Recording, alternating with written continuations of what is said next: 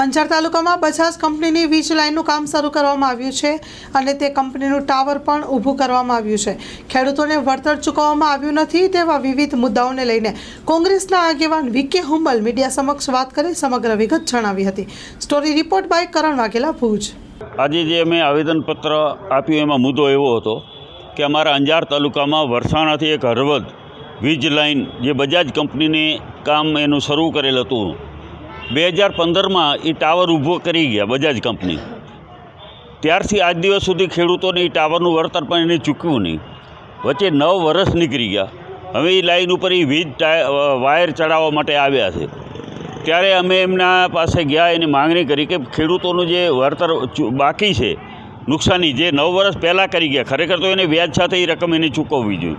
બીજું, વીજ જે વાયર નીકળવાના છે એનો કોરિડોર નક્કી હોય કે આટલા કેવીની હોય તો એનો કોરિડોર 35 મીટર હોય, 40 મીટર હોય, 50, 60, 70 અલગ અલગ ટાઈપના ટાવર હોય, એના પ્રમાણે કોરિડોર હોય। અને ખેડૂતોને અત્યારે જમીનનો જે બજાર ભાવ હોય અથવા તો જંત્રી ભાવ જે પણ હોય એ ભાવ પ્રમાણે એને વળતર ચૂકવવાની જવાબદારી કંપનીઓની છે, પરંતુ આ ચૂકવવા નથી માગતા કંપનીઓ।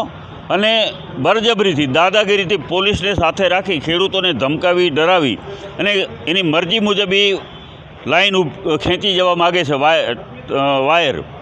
એના માટે થઈને અમે કલેક્ટર સાહેબ પાસે આવ્યા।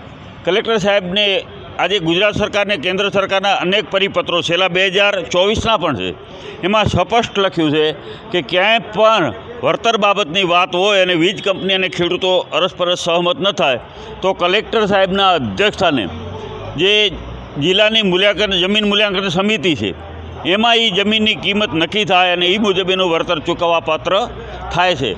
પરંતુ આ કંપનીઓ છે જે બજાજ કંપનીનું કામ પૂરું કરાવવા માટે ગેટકોના અધિકારીઓ, જેમાં એક જોશી કરીને નાયબ કાર્યપાલક ઇજનેર છે, એ બળજબરીથી ખેડૂતોને દબાવી, ધમકાવી અને જાણે ઠેકો રાખ્યો હોય પોતે વીજ લાઇન ઊભી કરી દેવા માટેનું, એ રીતે કામ કરી લે છે। પોલીસને પણ ગેરમાર્ગે દોરી અને પોલીસ બંદોબસ્ત લઈ અને ખેતરોમાં જાય અને લાઈનો વાયર ખેંચવા માગે છે। અમારી માંગણી એવી છે કે યોગ્ય વળતર મળે, પૂરું વળતર મળે ને ન્યાયિક તમામ પ્રોસિજર પૂરી થયા પછી કલેક્ટર સાહેબ જે વળતર નક્કી કરે એ અમને મંજૂર છે, ખેડૂતોને મંજૂર છે, પરંતુ ત્યાં સુધી એને પોલીસ બંદોબસ્ત ન આપવામાં આવે, તમામ કાર્યવાહી પૂર્ણ કરવામાં આવે। ખેડૂતો અને વીજ કંપનીને કલેક્ટર સાહેબ પોતે બોલાવે, એમના અધ્યક્ષસ્થાને બંનેને સાંભળે, એના પછી નક્કી થતું હોય છે। પણ આ તમામ પ્રોસિજર કર્યા સિવાય આ વીજ કંપનીઓ જે અમારા વરસાણાથી હળવદ સુધીની છે, જેમાં પસુડા ગામના અને ટપર ગામના અમારા અંજાર તાલુકાના ખેડૂતો આવે છે, મારી પાસે આવ્યા। અમે એસપી સાહેબને પણ મળ્યા કે તમે બંદોબસ્ત કેવી રીતે સીધો આપી દો। જ્યાં સુધી પૂરી કાર્યવાહી ન થાય, જ્યાં સુધી એની પ્રોસિજર પૂરી ન થાય અને એનું વળતર જ્યારે કલેક્ટર સાહેબ નક્કી ન કરે ત્યાં સુધી કોઈપણ જાતની વીજ લાઈનો પસાર કરી શકાય નહીં। આ ગુજરાત સરકારનો પરિપત્ર છે, કેન્દ્ર સરકારનો પરિપત્ર છે। આ પરિપત્રો અમે સાહેબને આપ્યા છે, કલેક્ટર સાહેબને, કે આના નિયમ પ્રમાણે આ બધી એની કાર્યવાહી થવી જોઈએ, ત્યાર પછી જ આ કંપનીઓ એમાંથી લાઈન કાઢવી જોઈએ। બીજી વાત કે એક નાયબ કાર્યપાલક ઇજનેર જોશી સાહેબ કરીને છે, જે કોઈ પણ પ્રોસિજર કર્યા સિવાય કોઈ પણ ખેતરમાં જવું હોય તો પહેલું એનું રેવન્યુ અધિકારીનો, મામલતદારશ્રીના કર્મચારીઓ આવે, એનું 5 રોજ કામ કરવાનું હોય, એનો જમીનનું નુકસાન છે, પાકને નુકસાન છે, ઝાડને નુકસાન છે, બાંધકામને નુકસાન છે, આ પંચનામું કર્યા પછી જ કામ ચાલુ કરી શકાય। પણ આવી કોઈ પણ કાર્યવાહી કર્યા વગર સીધા ખેડૂતોના ખેતરોમાં જ્યારે એ લોકો ઘૂસી ગયા, એના માટે થઈને અમે એક દુધઈ પોલીસ સ્ટેશનને ફરિયાદ પણ આપી છે એના જોશી સાહેબના વિરોધમાં કે આ ગેરકાયદેસર રીતે ખેડૂતોના ખેતરમાં પ્રવેશ કર્યો છે, ખેડૂતોના ખેતરોને નુકસાન કર્યું છે।